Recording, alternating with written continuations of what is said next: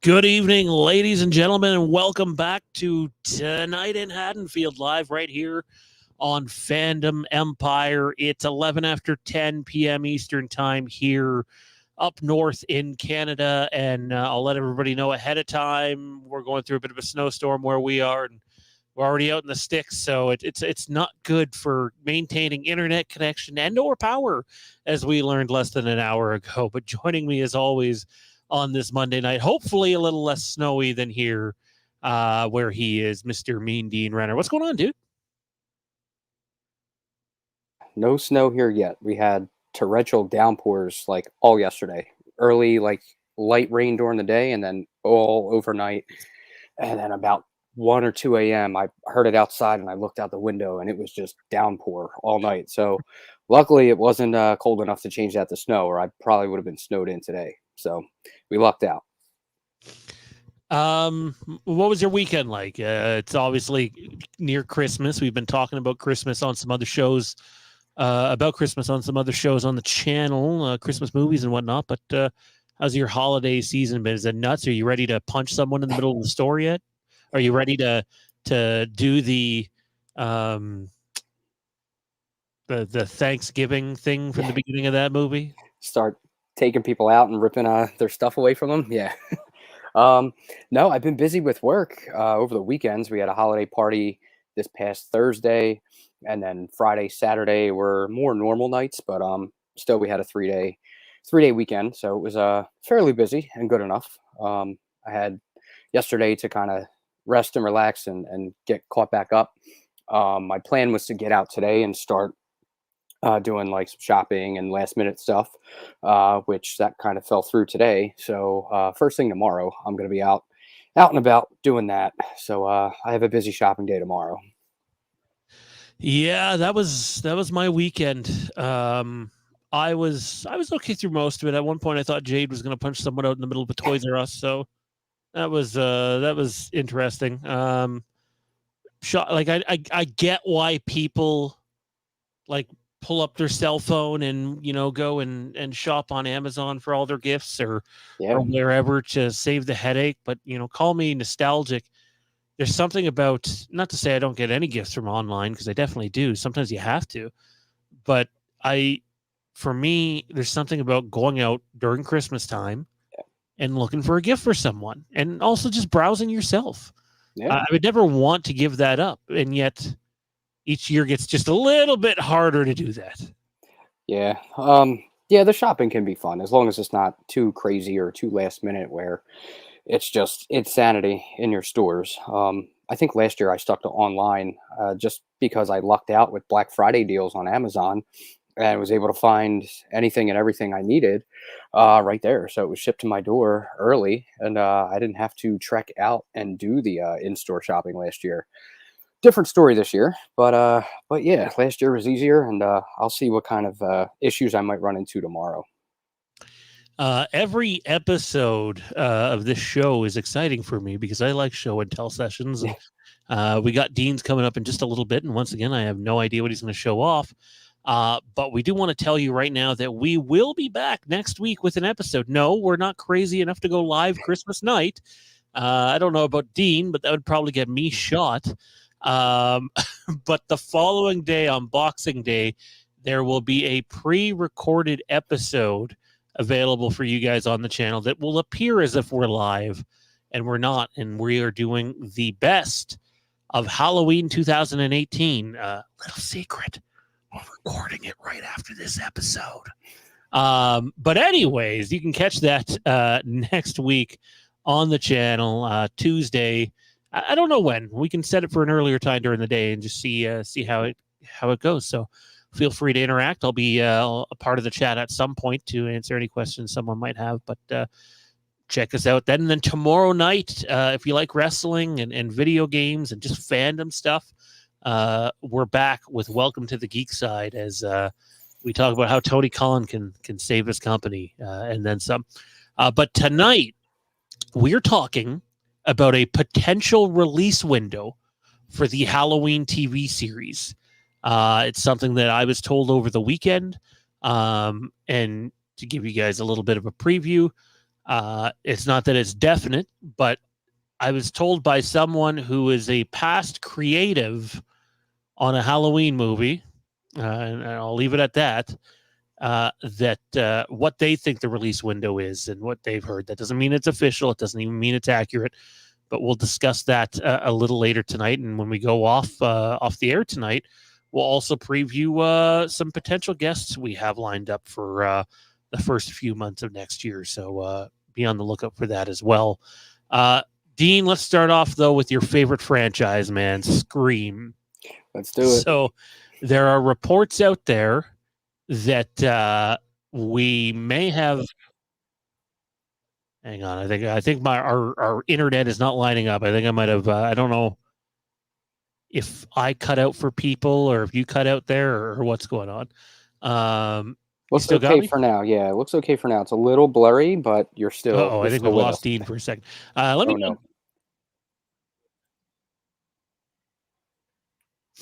Oh, okay. So, like for me, you're frozen completely. So let's Uh-oh. take a second here.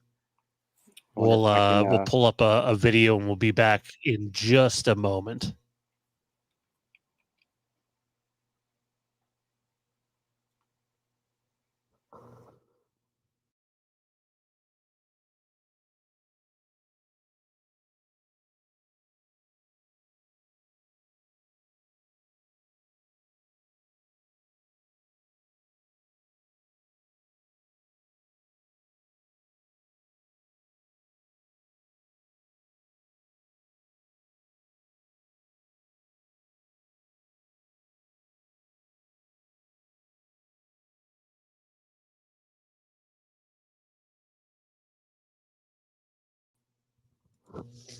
How about now? Are we back? Yeah. So this is what happens when you try to do Yeah. a podcast or a show in the middle of an ice storm going on. So, Yeah. and even now, I can tell you, I've already lost your video. So, Oh my. I see Dean fine. So it's probably me. It's probably me, and how bad it is out there right now. So, why don't we take just a couple of minutes here? We'll be back. I'm gonna pull up the That Fandom Show song. It's catchy, and we'll see if I can get things in a better position.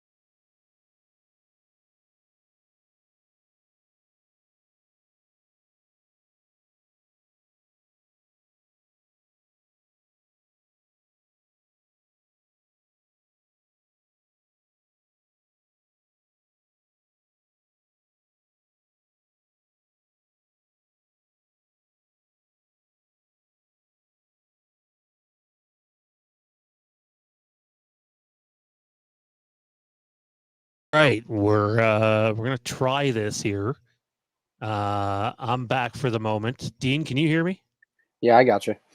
Yeah. So we're doing our best to get through this. Yeah. There's a chance it just might not happen. It's not as simple as just resetting your modem and going. I already restarted my computer to try to help out a bit, but we do have an ice storm going on outside. So it's welcome to Canada. Blame Canada. Um, Anyways, man, I said let's talk about your favorite movie franchise, being Scream. It would appear that Spyglass attempted to sit down with Melissa over the weekend or last week. That's the report that's out there. Now, is that to save face? Is that creatively? Who knows? Who knows how legitimate it actually was? To me, I would be a little concerned about this. I hope it's to, maybe apologize for mishandling it. But if it's a desperate attempt to get her creatively on board again, that tells me they still don't have a plan B. Yeah. That tells me they're really hoping to fix that situation. And that worries me about what we might get because I know you might not have been the highest on it, man, but I quite enjoyed Scream 6. I would like to see it still trend in that direction. Yeah. Yeah, so I heard kind of both sides of the fence on it. It was Spyglass attempting to set up some kind of meeting, whether she was on board or not. And I'm not sure if it was like an apology or to try to kind of mend the bridge that they burnt, whatever the case might be. But the the small tidbits that I heard were Spyglass approaching her and her kind of shooing them away, surprisingly, and telling them to kind of kick rocks, which is not surprising because of how they handled the situation. So that's about the most of what I heard, and not knowing how concrete or true it was. It was just kind of I took it as rumor, but possibly. I mean, I could see them trying to reach out to her, trying to win her back. But like we mentioned a couple weeks ago, they kind of did the damage already. So we will see if anything else pans out in the near future. Yeah, the damage is done, and you know, I just to me you need to move on at this point. Nice shirt, by the way. Thank you. Nice shirt and underrated mask. I know Yeah. people are gonna hate me for that, but it looks good on that shirt too. So Yeah. I got an H4 shirt lying around somewhere, a couple of them. But anyways, yeah, I want the best for Scream, obviously. But I think the best thing they can do is probably go back to Sid, which in my opinion, from what I had heard, Sid was always going to have some involvement in the next movie Mhm. anyway, or at least that was their hope. Yeah. Maybe you pivot a little harder in that direction. Maybe you pivot a little harder in the Stu direction. Um, I I don't think you just start completely new with all new people. I think you need some connective tissue there to the past. Yeah. And that makes the most sense because it's going to bring back your existing fan base and you're not trying to start from scratch. Um, like we had mentioned a few times, that's probably the best direction they should go is trying to bring back Nev Campbell, Patrick Dempsey, build a story around them, possibly bring back Matthew Lillard and Stu, and kind of develop your whole story around that. I think it's the safest bet, and I really think that's probably what their plan B should really be if they can't work this thing out with Melissa. So I guess we'll see what happens in the next couple weeks.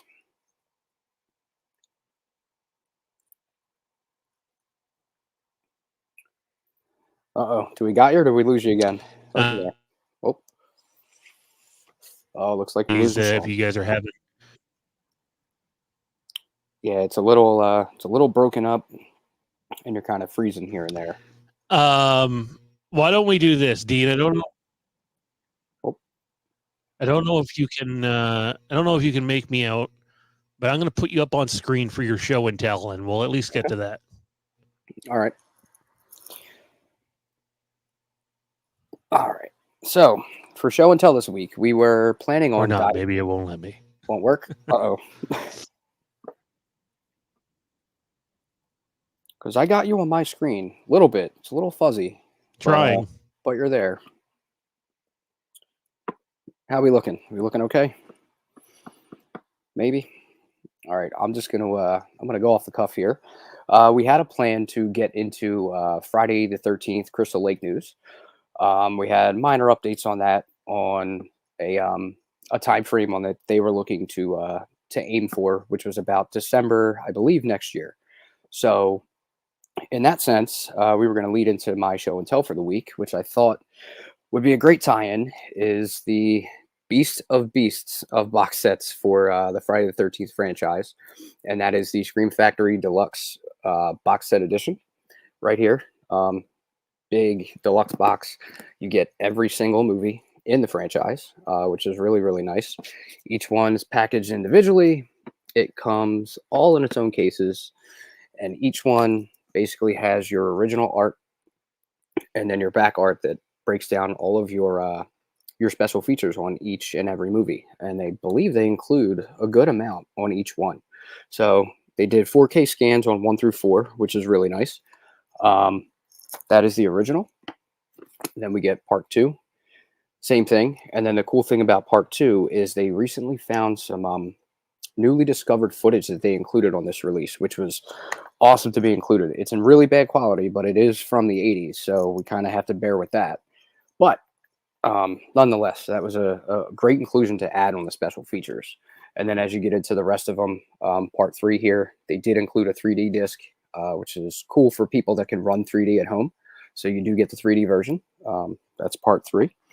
And then the rest, these are kind of sliding out of my lap here. So there we go. We got part 4, same thing.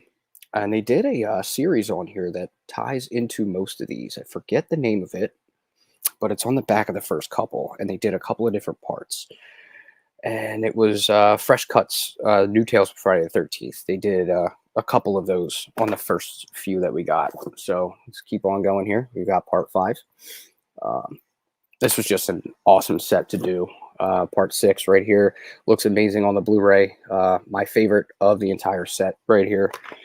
Love that they did all of this brand new stuff for such a good series, and we get every single movie, which was a really good inclusion. This is tough to do if people don't know. They have to license all these out from all the different studios that do these, and get the rights to do all of them, and then be able to include them in one giant set like this. So it's quite the task for a boutique company to take this on and do a collection like this.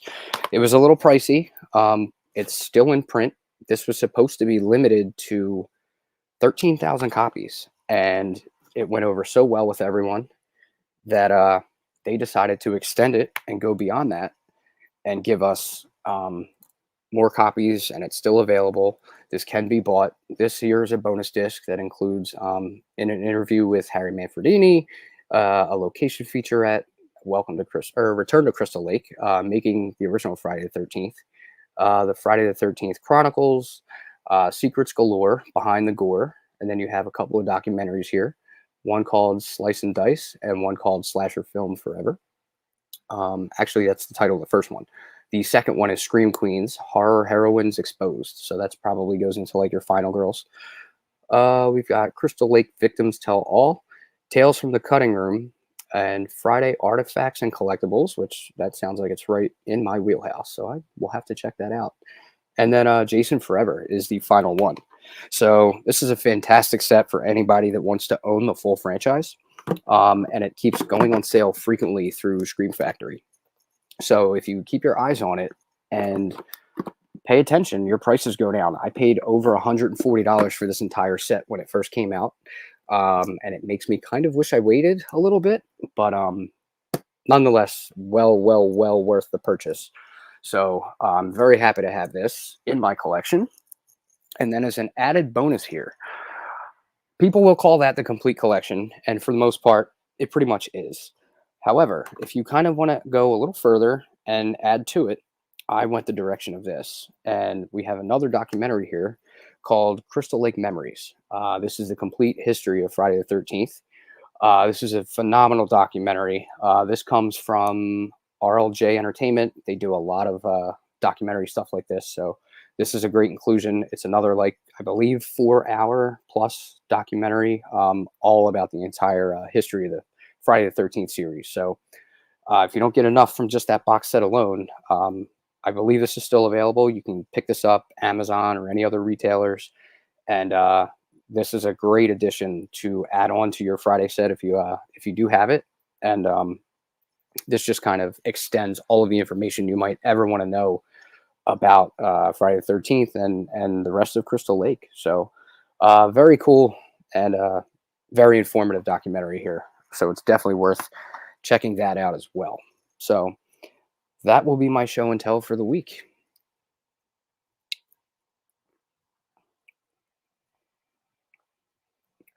And it looks like we may have lost Sean. So let me try and get in touch with him. Find out if he is back up and running just yet.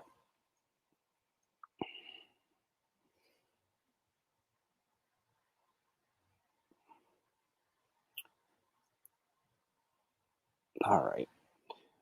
Let's go to the chat here for a minute. If you guys have any questions you want to send in, I'll do my best to kind of answer them.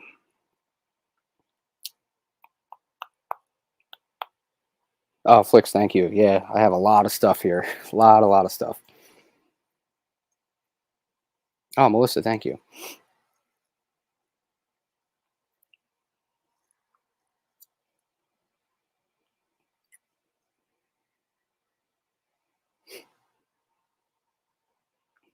Oh, John, thank you very much. Yeah, this is a great set to have. If you're like a big diehard of Friday the 13th, it's well worth owning for sure.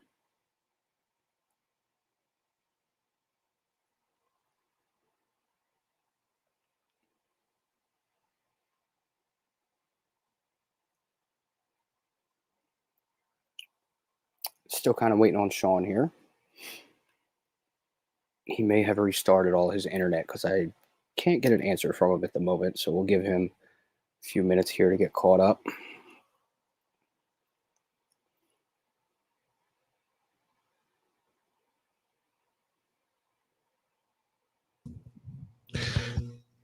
He's back.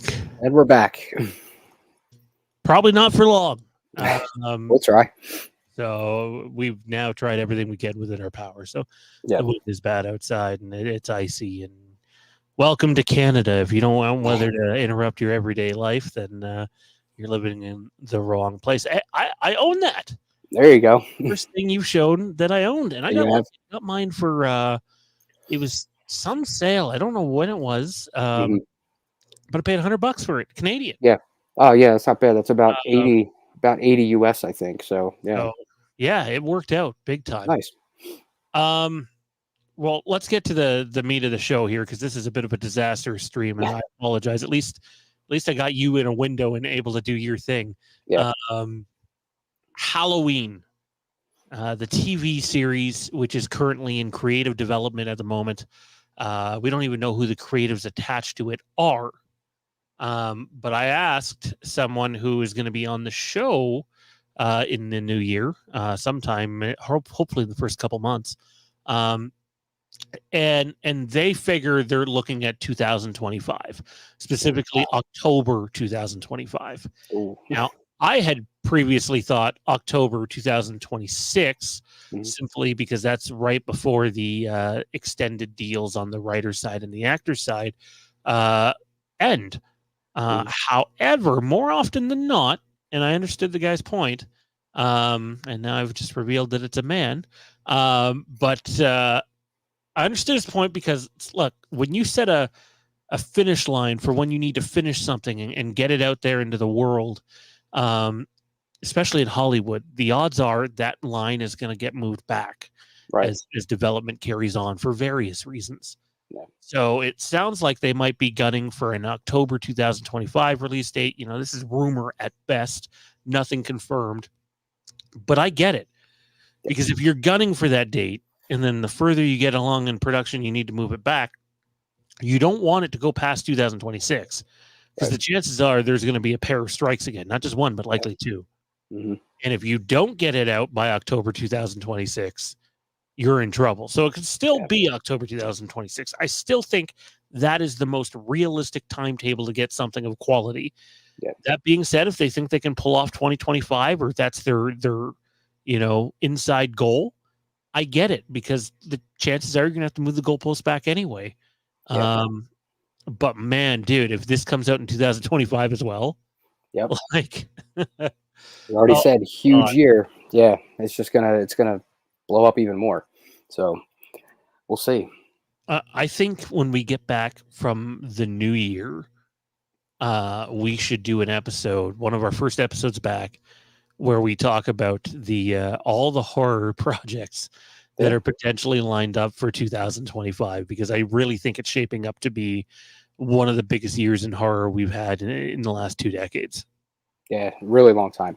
And we're gonna get more details on each project as they kind of move forward. So that would probably give us like a good 15-20 minute segment on each show in the beginning to cover something and lead into the rest of the show. So that's a good lineup and a great starting point for the upcoming episodes in the early part of the year. So I'm definitely on board to get into all that.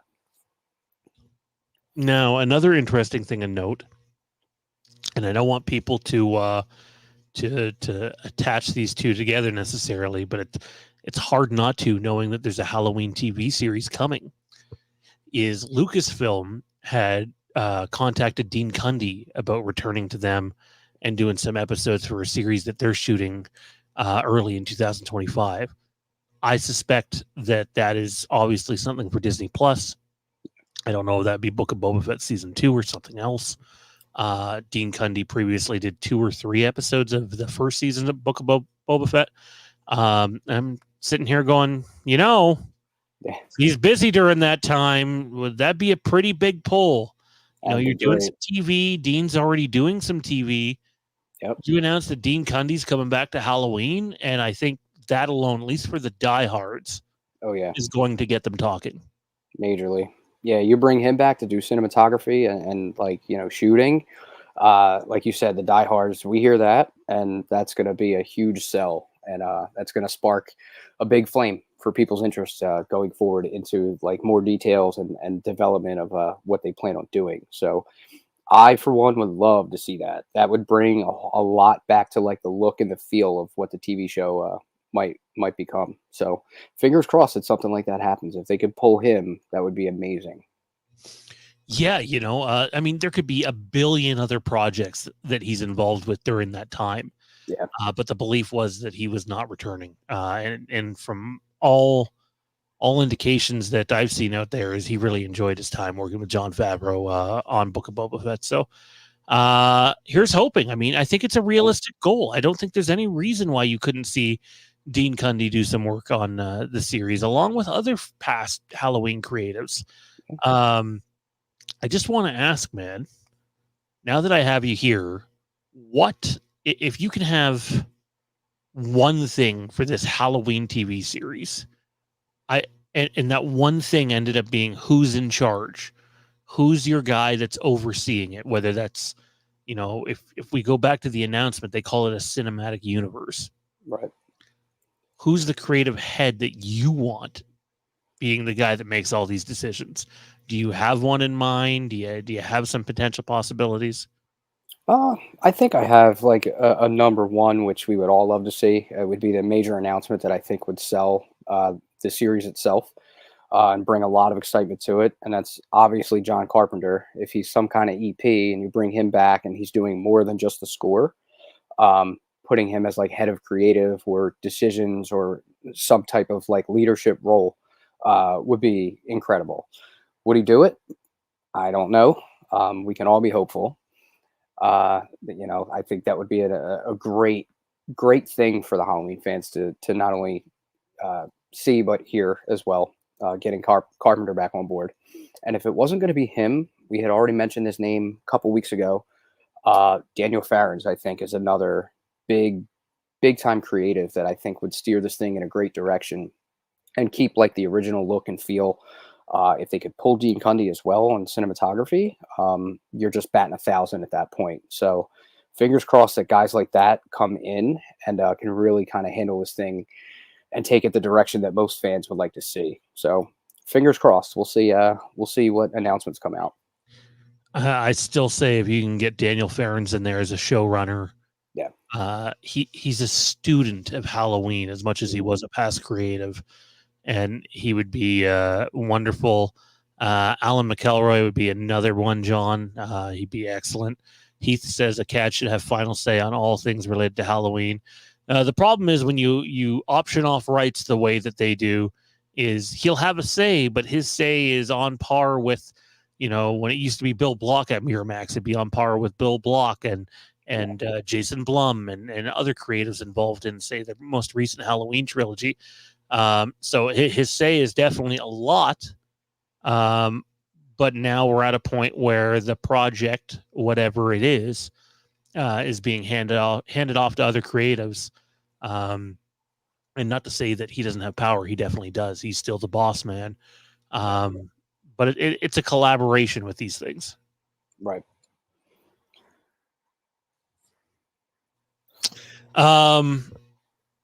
Yeah, I think Farron's would be way up there for me, man.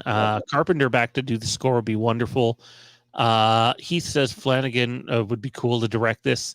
I think the only way that can happen is if this was going to Prime. Not that can't happen, but I believe he has an exclusive TV thing with Prime, so Amazon.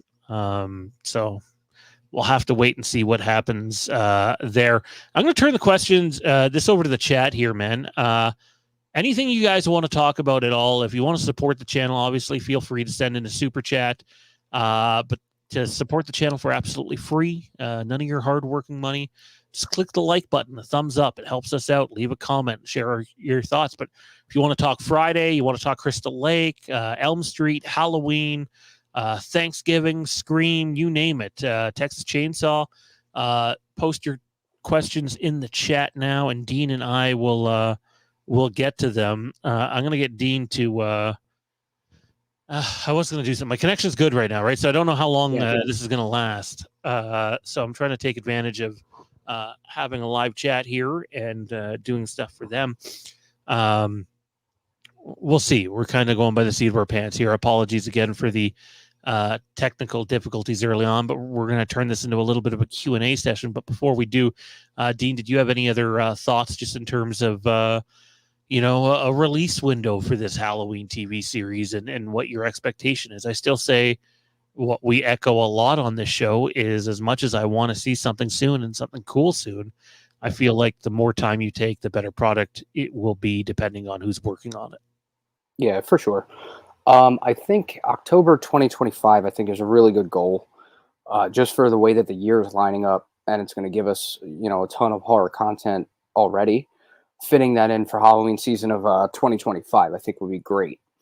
If that can't happen and they have to push it to 2026, it at least gives it kind of its own window, and it's kind of its own thing to look forward to when we hit that time, before, hopefully, if the next strikes kick in, or whether they reach a deal before something like that happens. Hopefully not. I would hate to see it get pushed to, a goal of October 2026, and then strikes kick in and that has to get shelved for some reason, and then we have no idea when that might air. So I'll go one step further on your point there, man. Yeah. If that were to happen and they don't get it out by 2026, I know people will be like, well, we'll just get it out in 2027. Yeah. But if you get into another 6 or 7 month break, Right. I guarantee you they look at that and go, well, we might as well wait till 2028, the 50 year at this point. Right. You're talking probably a 2-year additional delay if the strikes interfere. I know we're a long ways off from that, but there's a reason the deals were only 3 years. Yeah. So hopefully nothing along those lines happens. I think, like I said, 2025, I think, is a good goal. Possibly 2026, if they can get it out before, any kind of strikes or any other difficulty within the industry kind of happens. So fingers crossed. No rushing. We don't want to see them try to bump it up to this upcoming year, because I don't even know how they would pull that off at this point between writing and shooting. I think that would be too tight of a window. So I think your solid goal is probably October of 2025. Which makes sense. Did you answer this one already when I was gone? I did not. I didn't see that yet. My favorite collectible I have, it's got to be my 78 mask. And to get into that a little bit, there was a little bit of a journey to get that as well. So I talked about my H2.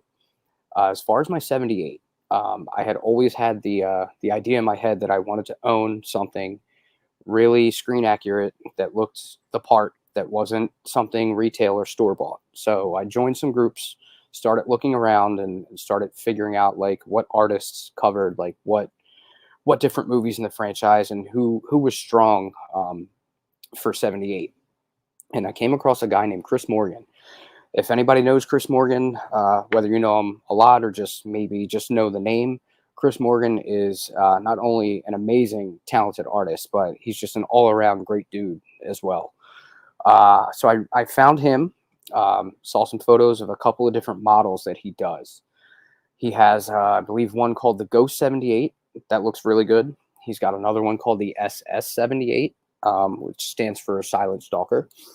And he has a couple more that were known as the GKY, and that stands for Go Kirk Yourself, which I thought was a pretty cool name. Nice little play on words.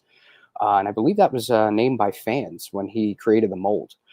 So I got in touch with Chris, and I had my eyes set on one of his GKY models. He did an old mold, and then he kind of looked at it from another perspective and figured that he had some tweaks and stuff that he could do to kind of make it look a little more accurate.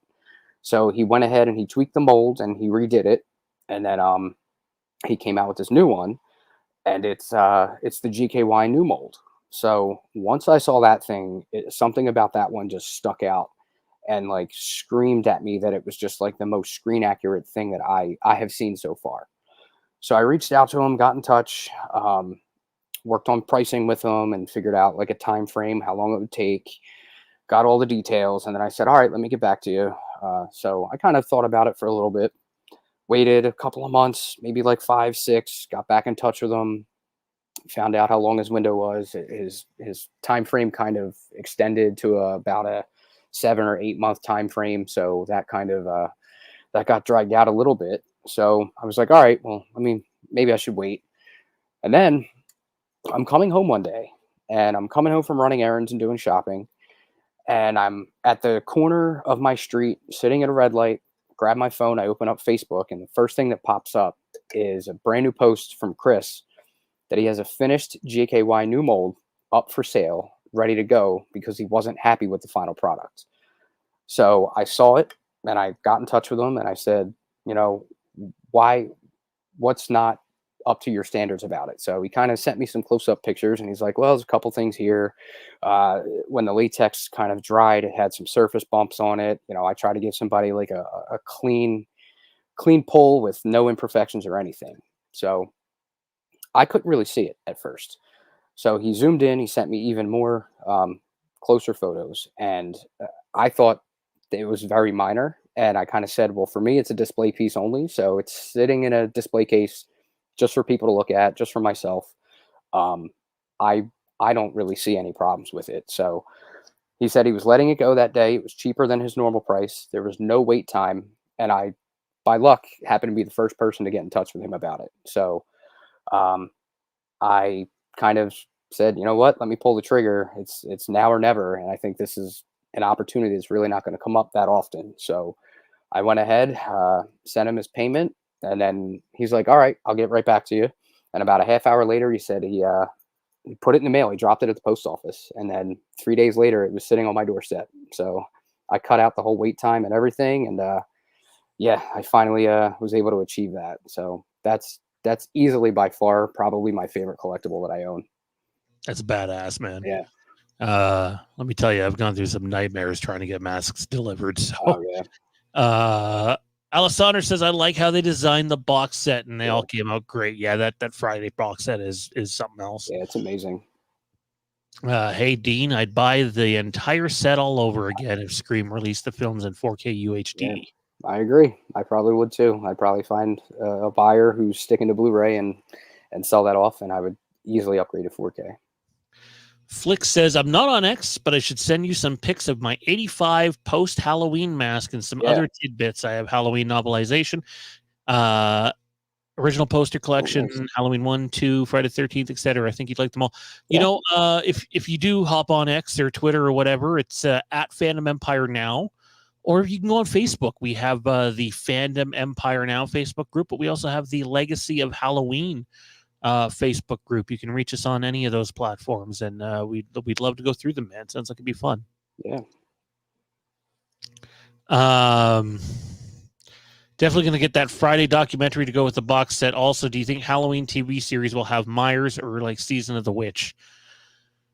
So, as I said to Dean last week, we'd heard someone say that they had heard fairly certainly that Michael Myers would be featured in it. And primarily, again, it comes back to basics. If you're going to pay a boatload of money for a property, you want the thing that's most valuable to that property.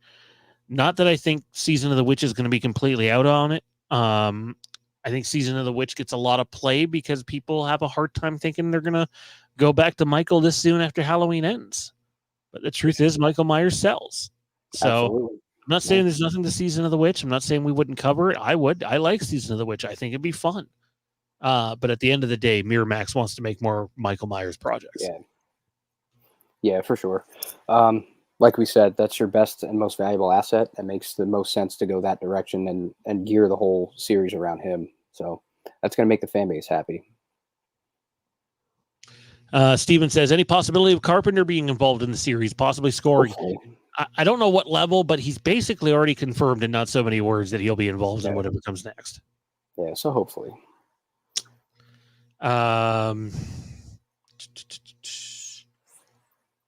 Talk Black Christmas 74, my favorite horror film of all time.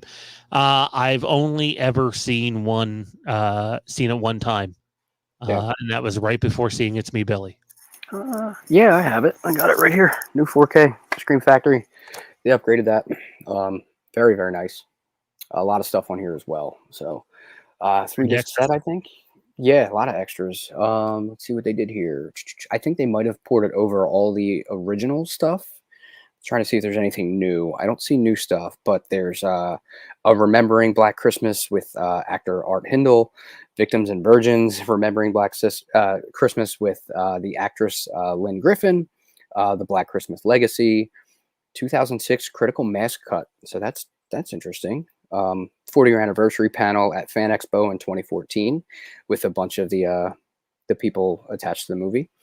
On screen, Black Christmas, 12 Days of Black Christmas, which is a documentary. That's very cool. Black Christmas Revisited, and then some archival interviews with a few of the creatives and some of the cast, I think. Midnight screening feature. Let's see, new vocal soundtrack, and some trailers, TV spots, radio spots, and the alternative title sequences. So, and a still gallery. So, yeah, Scream Factory does it again with yet another packed collector's edition. They're good at what they do, man. Yeah. Dustin says, any idea on the budget for the show? I can't imagine they spend a lot of money. I think it's way too early for stuff like that. I mean, they probably have an idea how much money they're going to have, just a general idea. But you're right. This is probably going to be something that's pretty low budget. I can't see it being otherwise. Yeah, hopefully they get a decent sized budget and they can make it look decent. It's Me, Billy, Chapter 2. I think it's a teaser that drops tomorrow. I think I've seen Bruce say something about that today. Regardless of what it is, I'm going to try to do a reaction to it. It's a holiday season. It's crazy time. It's hard to get time to do everything you want to do, but if I get some time, I'll do a reaction to it and put it up on the channel tomorrow. Thoughts on It's Me, Billy, Chapter 2, man, and just what Dave and Bruce have been able to do in terms of, in my opinion, rejuvenating that franchise. Yeah. First one was great. I mean, the look and presentation was fantastic. I kind of followed that a little bit because I follow Dave. So I know he used like professional level cameras to shoot that and everything. So I know they're going the same direction to shoot the new one. So I know look wise and our presentation that we get is going to be great. And As far as their idea for part two, I'm not too sure. I kind of missed out on some details on the direction they plan to go, but they did so well with the first one that I can see them handling this one just as well, and wrapping it up nicely and giving us two really good chapters in the Black Christmas story. So I have high hopes. Yeah, me too. I hope it turns out as good as it possibly can for them. Wish them nothing but the best. Honestly, I'm excited to see if this one's as successful as the first one was. Yeah. Maybe even more so. I'd be excited to see what the two of them decide to do next. Mhm. Anyhow, though, I think that's going to do it for this episode of Tonight in Haddonfield. Apologize for the technical difficulties. This was always going to be a little bit of a shorter episode this week, simply because Dean and I are going to attempt to record another episode right now, and you'll be able to check that out next week as long as I have power. Dean, where can everybody find you at? What do you got going on? I have another light work weekend coming up this week because we are so crazy next week. We have two big like after parties for a big show that's going on in the city at our convention center. So we have our typical Friday and Saturday night, and then late night after hours we are having two events after that show takes place. So we have a very busy Friday and Saturday coming up next week, 29th and 30th. And then, of course, the 31st is New Year's Eve, and that's always very big for us. So I'm going to have quite the weekend coming up next week. So I have to take advantage of my rest and relaxation time now coming up. And then as far as finding me, you guys can find me weekly here with Sean. Find me in the Legacy of Halloween group on Facebook. You can find me on Facebook alone as well, at Dean Renner. You can find me any time of the day. I'm pretty open. So search me either in the Legacy Halloween group or just on Facebook, and I'm pretty easy to find. So Merry Christmas to all you out there too. Sure, there's going to be lots of traveling. In my opinion, it's the most dangerous time of year to travel, regardless of where you live. Just everyone's trying to get everywhere in a hurry. So take that extra second, take an extra look. Just be safe, be careful out there. Is the Halloween TV series going to be called the Halloween? Yeah, I'm sure it'll have a name. I still think if they're going for a cinematic universe, call it Haddonfield. Yeah. You know, scrap Halloween altogether. That's just me. And the last question goes to Steven. Since Jamie Lee Curtis has been expanding into producing, do you think she'd get involved with the series in this capacity? No! No!